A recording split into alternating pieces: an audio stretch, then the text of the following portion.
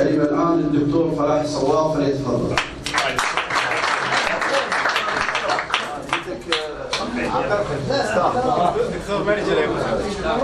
بسم الله الرحمن الرحيم. الحمد لله والصلاة والسلام على رسول الله. أنا قبل لا أدخل دورية مسلم البراك جاني تليفون بأن توفت عمتي ومقبل رحمة الله عليها، وأنا يم الباب. هذه المرأة توفت عن عمر 80 سنة، ربت عيالها على العز والكرامة أيتام. وأقول للسلطة اليوم مع الأسف أن البلاء كل البلاء من المستشارين اللي ما نصحوا للسلطة، والبلاء كل البلاء من هذه الحكومة الفاشلة اللي ما نصحت للسلطة، والبلاء كل البلاء من هذا المجلس المسخ اللي ما أخلص للشعب ولا للسلطة. لكن ما نقول إلا لا حول ولا قوة إلا بالله.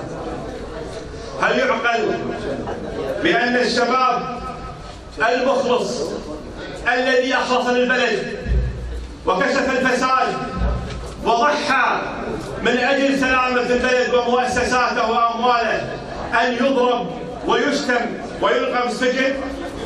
هل يعقل أن من باقي البلد ودمر المؤسسات وتحالف على الأسرة وتحالف على المال العام يعزز ويكرم في مجالسهم؟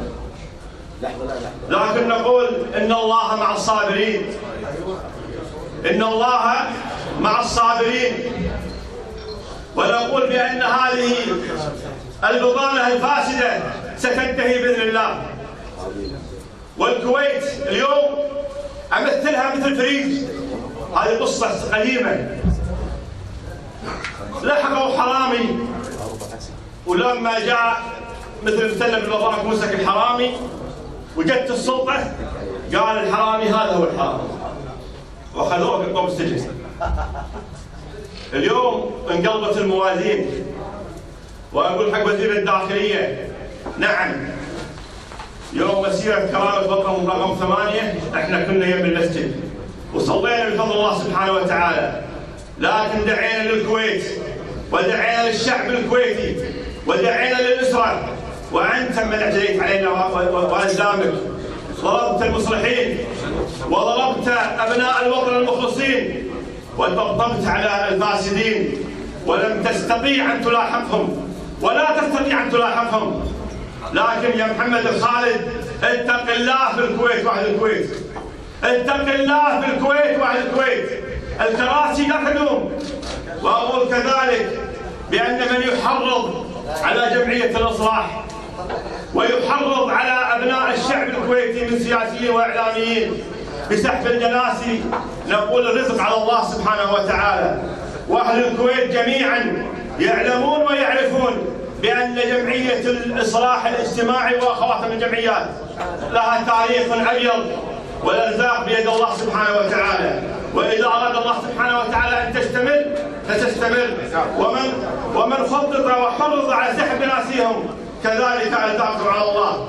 أخواني المعتقلين اليوم نقف معكم وقفة لا يمكن أن نتراجع عنكم، والله سبحانه وتعالى سينتصر لكم بإذن الله. ونقول للشعب الكويتي اليوم يوم وقفة الشعب الكويتي وفقا للقانون والدستور، لا حد يتخلف عن نصرة الحق ولا حد يصدق الباطل واعوانه من تغريدات واسترباط ليحرضون ابناء الشعب بان هناك اختلاف بالمواقف. نحن مواقفنا ثابته ونوايانا مخلصه وسنستمر باذن الله. والسلام عليكم ورحمه الله وبركاته.